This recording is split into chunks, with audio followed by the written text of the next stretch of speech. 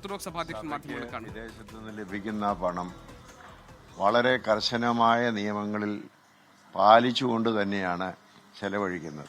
വിദ്യാഭ്യാസം, ആതുര സേവന രംഗങ്ങൾ, അതുപോലെ സാമൂഹ്യ സേവനത്തിന് മന്ദബുദ്ധികളും വികലാംഗരുമായിരിക്കുന്നവർക്കുള്ള സഹായങ്ങൾ ചെയ്യുന്നതിന്, അങ്ങനെയാണ് എൻ്റെ ചുമതലയിൽ ഞാനിതിനെ എടുത്തിട്ട് കഴിഞ്ഞ 35 വർഷക്കാലത്തോളമായി ചെയ്തുകൊണ്ടിരിക്കുന്നു. ആ FCRAയുടെ നിലവിലുള്ള നിയമങ്ങൾ കർശനങ്ങളാണ്. അവയെല്ലാം പാലിച്ചുകൊണ്ടാണ് നമ്മൾ ചെയ്യുന്നത്. അതിനുവേണ്ടി പ്രത്യേകമായി യൂട്ടിലിറ്റി അക്കൗണ്ടും എല്ലാം ഉണ്ട്. ഇപ്പോഴത്തെ നിയമം അനുസരിച്ച് വളരെ ആശങ്ക ഉണ്ടാക്കുന്നത്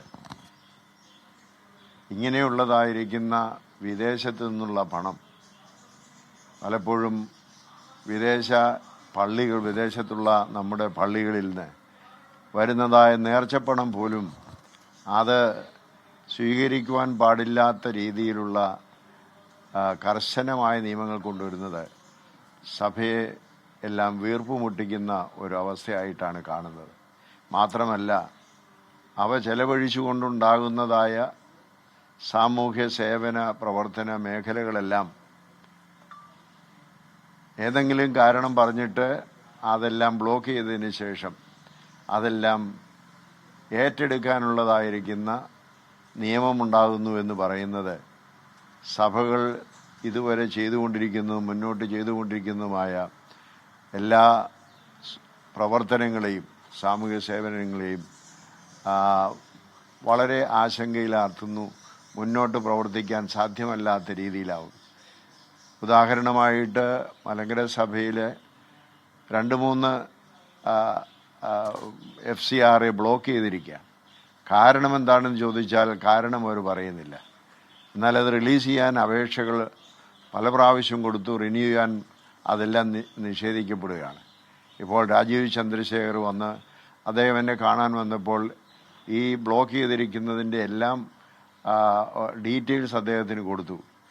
പക്ഷേ ഇതുവരെയും അതിനെക്കുറിച്ച് ഏതാണ്ട് 2-3 മാസങ്ങളായി ഒരറിവും അതിനെക്കുറിച്ചില്ല. അപ്പോൾ ഇങ്ങനെ കേന്ദ്ര തലത്തിലാണിത് ചെയ്യേണ്ടിയിരിക്കുന്നത്. അതവർ ചെയ്യാതെ ഇത്രമാത്രം കർശനമായിട്ട് നിൽക്കുന്നത് സഭയെ സംബന്ധിച്ചിടത്തോളം അതിൻ്റെ ശുശ്രൂഷകൾക്ക് എല്ലാ സഭകളെയും ബാധിക്കുന്ന ഒരു പ്രയാസമാണ്. അതുകൊണ്ട് ഈ പുതുതായി ഉണ്ടാക്കിയിരുന്ന ഭേദഗതി ബിൽ, FCRAയുടെ ഭേദഗതിയിൽ പുനഃപരിശോധിക്കണമെന്നുള്ളതും സഭകൾക്ക് പ്രയാസമുണ്ടാക്കാത്ത രീതിയിൽ അതിനെ പുനഃപരിശോധിച്ച് വേണ്ട മാറ്റങ്ങൾ വരുത്തണമെന്നുള്ളതാണ് സഭയ്ക്ക് പ്രത്യേകമായി ആവശ്യപ്പെടാനുള്ളത്.